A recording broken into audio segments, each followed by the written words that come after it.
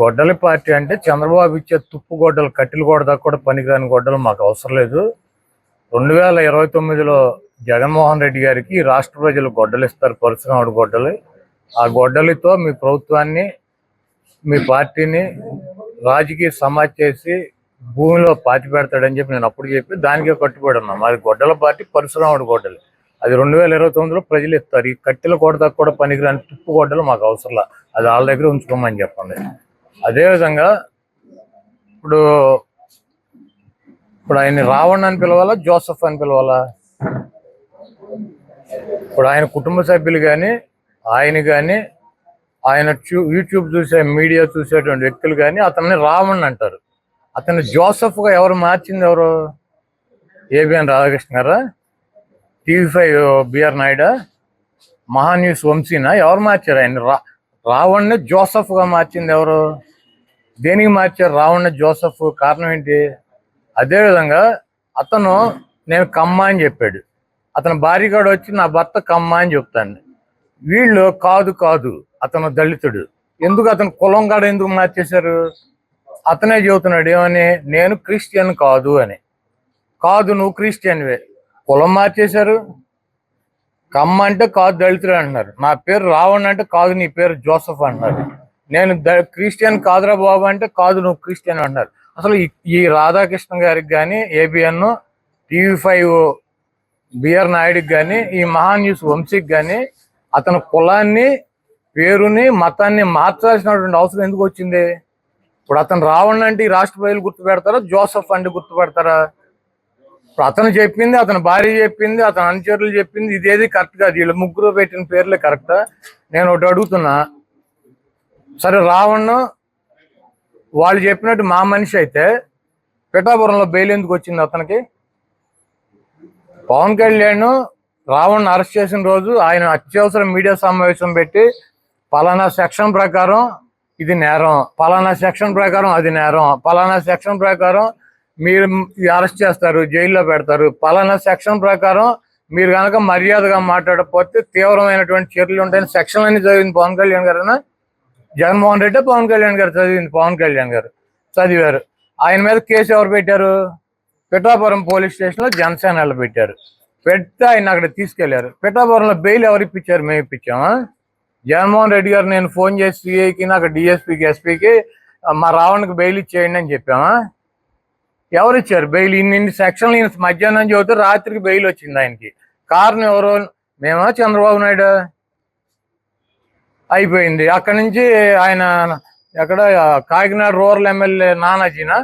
జగన్మోహన్ రెడ్డి, నరే జగన్మోహన్ రెడ్డి నీకు దమ్ముంటే ఇక్కడ రా, నేనేంటో చూపిస్తా అన్నాడు. సర్లే జగన్మోహన్ రెడ్డి రావటం టైం పడతలేమని చెప్పి ఈయన పంపించారు. ఈయన సంగతి చూడండి రాని. ఎవరిని? రావణ్ణి పంపిస్తే పాపం అక్కడ కూడా బెయిల్ వచ్చేసింది. మరి ఎందుకు వచ్చింది బెయిల్? ఎవరు ఇప్పించారు? జగన్మోహన్ రెడ్డి గారు మళ్ళీ రూరల్ SCIకి కూడా ఫోన్ చేసి ఇచ్చేయమ్మా బెయిల్ అని చెప్పాడా? లేకపోతే మేము చెప్పామా? సరే, మా ఇక్కడ బాలశౌరి గారు MP గారు ఉన్నాడు, ఇక్కడ పంపించమంటే బందరు పంపించారు. బందరు పంపిస్తే ఏమైంది? అక్కడ బెయిల్ వచ్చేసింది. అది కూడా మేమే మాట్లాడి బెయిల్ ఇప్పించేసాం ఆయనకి. మళ్ళీ హోమ్ మినిస్టర్ గారి దగ్గర నక్కపల్లి తీసుకెళ్లారు, అక్కడ కూడా వచ్చేసింది బెయిల్. అప్పుడు ఎవరు పట్టుకొచ్చి గన్నవరంలో పెట్టింది? సాయంత్రం 7ంటికి టోల్ గేట్ దగ్గర పట్టుకొచ్చి గన్నవరంలో పెట్టించి అసలు ఇతనికి బెయిల్ రాకుండా ఉంటే ఏం చేయాలని చెప్పి వీళ్ళు బుక్కలు తిరిగేశారు జనసేన వాళ్ళు. చేసి ఉప్మా చట్టం పెట్టారు, పెట్టి అతను జైలుకి పంపించారు. సర్లే ఇక ఈ వదిలేదట్లేడు పట్టు వదలని విక్రమార్కుడు 4 రోజులు పంపించేస్తే అయిపోతులేమని చెప్పి ఇక మా వాళ్ళు కూడా చల్లబడి ఇక ఫోన్లు ఆపేసి ఇవి ఒకసారి పెట్టి ఏదో ఒక 10 రోజులు 15 రోజులు లోపల ఏంట్రా బాబు అని చెప్పి మా తెలుగుదేశం పార్టీ, మా కులస్తులు పంపించారు. ఎవరు? పవన్ కళ్యాణ్ ఈ హింస తట్టుకోలేక 4 చోట్ల 5 చోట్ల బెయిల్ ఇప్పించిన ఇక ఈయన మొత్తం తిప్పేటట్టు ఉన్నాడు 100 పోలీస్ స్టేషన్లు. అందుకని బెయిల్ ఇప్పించారు వాళ్ళు. అతను రామన్ అతని పేరు జోసఫ్ అని మార్చారు. అతను కమ్మ అని చెబుతున్నాడు. కాదు, అతను దళిత్ అని చెబుతున్నారు వీళ్ళు. అతను నేను క్రిస్టియన్ కాదురా బాబు అన్నారు. కాదు, నువ్వు క్రిస్టియన్ అంటారు. దేనికి ఇదంతా? ఎందుకు? అతని పేరు ఎందుకు మార్చారు? అతని కులం ఎందుకు మార్చారు? అతని మతం ఎందుకు మార్చారు? అతను 4 పోలీస్ స్టేషన్లో బెయిల్ ఇప్పించింది ఎవరు? మేమా? అతని కులం, మతం, పేరు కూడా మార్చింది మేమేనా? కాబట్టి ఇవన్నీ అతను జోసఫ్ అని వాళ్ళు చెప్పేటువంటి జోసఫ్, మేము చెప్పేటువంటి రాముని, రాష్ట్ర ప్రజలు మాట్లాడుకునేటువంటి రామును బాలకృష్ణ కానీ, లోకేష్ని కానీ, చంద్రబాబుని కానీ ఒక మాట కూడా మాట్లాడు. అతను వీడియోలు పరిశీలించండి. జగన్మోహన్ రెడ్డి గారిని విమర్శిస్తాడు, పవన్ కళ్యాణ్ అయితే ఇక అద్దు బొద్దు లేకుండా విమర్శిస్తాడు. ఇప్పుడు అతని మీద నక్సల్స్కి వ్యతిరేకంగా, నక్సల్స్కి అనుకూలంగా ఉన్నాడని కేసు పెట్టానని చెబుతున్నారు. ఇతను నక్సల్కి అనుకూలంగా ఎప్పుడు చెప్పాడు? వాళ్ళు చెప్పాడు, నిన్న చెప్పాడు, మొన్న చెప్పాడా? సంవత్సరం అయింది. అప్పటి నుంచి ఈ ప్రభుత్వం ఏం చేస్తాను, గుడ్డుగూరాలు పొళ్ళుతూ ఉంటుందా? హిందూ మతంలో ఉన్నటువంటి అతని పేరేంటి, మనోహర్ దాసుని ఇతను ఎప్పటి నుంచి తిట్టుకుంటున్నారు? 2 సంవత్సరాల నుంచి తిట్టుకుంటున్నారు. అప్పటి నుంచి ఏం చేస్తుంది ఈ ప్రభుత్వం, గుడ్డుగూరాలు పొళ్ళుతూ ఉంటుందా? పవన్ కళ్యాణ్ పట్టుకొచ్చి 4 స్టేషన్లు తిప్పి 5వ స్టేషన్లో ఉప్మా కేసు పెట్టేదాకా ఈ తెలుగుదేశం ప్రభుత్వం ఎందుకు పెట్టలా? అతను అంత ద్రోహి అయితే తెలుగుదేశం పార్టీ మరి అందరి మీద, చిన్న చిన్న వాళ్ళ మీద, సోషల్ మీడియాలో పనిచేసే వాళ్ళ మీద కేసులు పెడతాగా, మరి వీళ్ళు ఎందుకు పెట్టలా?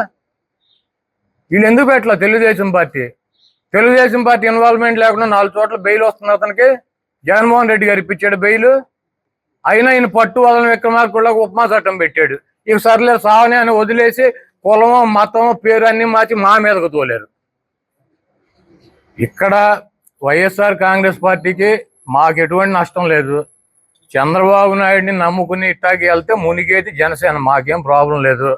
ఇదే ప్రత్యక్ష ఉదాహరణ.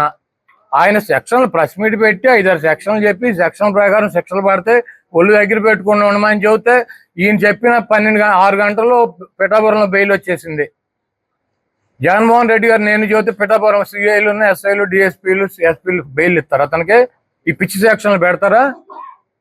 పవన్ కళ్యాణ్ సొంత పోలీస్ స్టేషన్లో పవన్ కళ్యాణ్ చెప్పిందని అడగదు.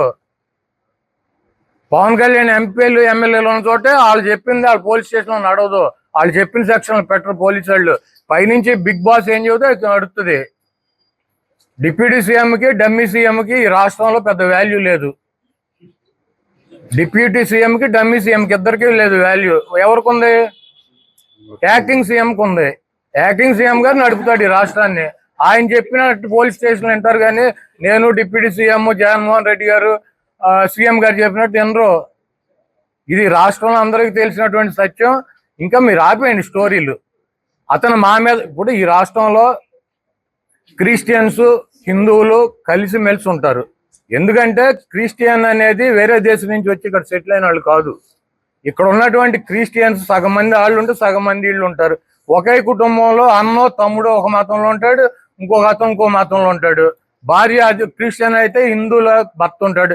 ఎవరెవరు కొట్టుకుంటారు? మీరు చెప్పారని చెప్పి కొట్టేసుకుంటారంటే అన్నదమ్ములు, భార్య భర్తలు, పిల్లలు, తల్లిదండ్రులు, పక్కింటి వాళ్ళు ఎక్కువ కొట్టేసుకుని ఇక మిమ్మల్ని అధికారంలో తీసుకురావడం వాళ్ళ పని ఏంటి? కాబట్టి పిచ్చి ప్రయత్నాలు ఆపేయండి. మీరు చేసినటువంటి పొరపాట్లకి పవన్ కళ్యాణ్ గారికి క్షమాపణ చెప్పుకుని మీరు ఏదైనా చేసుకోండి. అంతేగాని ఈ బుర్ర తెచ్చి మాకు రుద్దటం.